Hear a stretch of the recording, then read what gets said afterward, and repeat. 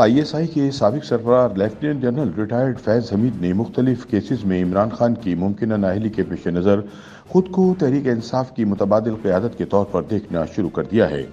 پاکستانی سیاسی تاریخ کے متنازع ترین ISI چیف فیض حمید کی جانب سے وقت سے پہلے ریٹائرمنٹ لینے کی ایک بڑی وجہ بھی یہی ہے کہ وہ جلد از جلد انتخابی سیاست کے لیے اہل ہونا چاہتے ہیں۔ فیض حمید کو یہ خوش فہمی بھی ہے کہ PTI کے ورکرز اور ووٹرز میں وہ شاہ محمود قریشی، اسد عمر اور پرویز خٹک کے مقابلے میں زیادہ مقبول ہیں۔ یاد رہے کہ فیض حمید نے جنرل عاصم منیر کے آرمی چیف کا چارج سنبھالنے سے قبل ہی ریٹائر ہو جانے کا فیصلہ کیا تھا۔ جنرل باجوہ نے اپنی سروس کے آخری دن ان کی ریٹائرمنٹ کی منظوری دی۔ بعد ازاں وزیر اعظم شہباز شریف نے بھی ان کی ریٹائرمنٹ اوکے کر دی۔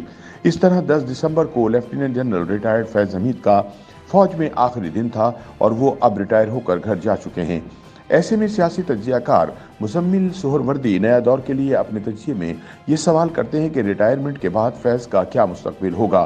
کیا وہ ریٹائرمنٹ کے بعد شجاع پاشا، ظہیر الاسلام، نوید مختار کی طرح ایک خاموش زندگی گزاریں گے؟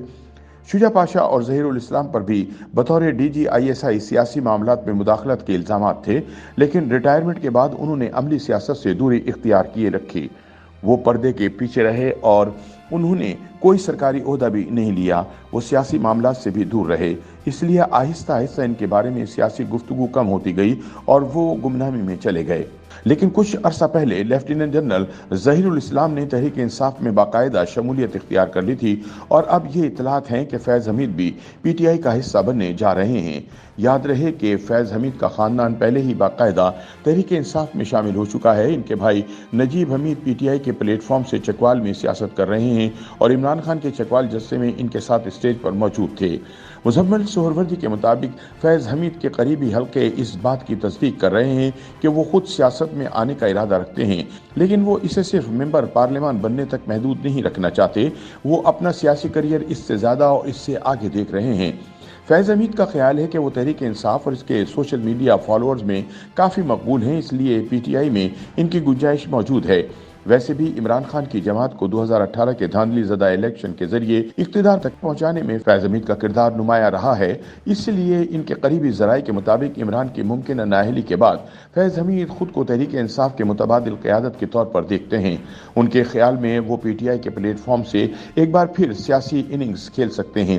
یاد رہے کہ فیض ابھی 60 برس کے بھی نہیں ہوئے ہیں، اس لیے ایک بار بھرپور سیاسی اننگ کھیلنے کے لیے ان کے پاس کافی وقت موجود ہے۔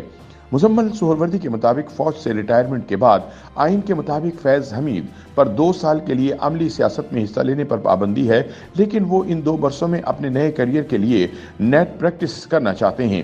ان کی رائے میں 2023 کے الیکشن کے بعد ان کے لیے تحریک انصاف میں بطور متبادل سامنے آنے کا بہترین وقت ہوگا۔ ان کے بقول فیض حمید 2023 سے اگلے الیکشن میں اپنا سیاسی کردار دیکھ رہے ہیں۔ YouTube پر گوگلی نیوز دیکھنے کے لیے youtube.com کی سرچ بار میں گوگلی نیوز TV ٹائپ کریں۔ گوگلی نیوز کے پیج پر سرخ رنگ کے سبسکرپشن والے بٹن پر کلک کرنا نہ بھولیے۔ YouTube پیج پر اپلوڈ ہونے والی ویڈیوز سے باخبر رہنے کے لیے بیل آئیکن پر کلک کیجیے۔ آپ کو ہر نئی ویڈیو کے بارے میں نوٹیفیکیشن موصول ہو جائے گا۔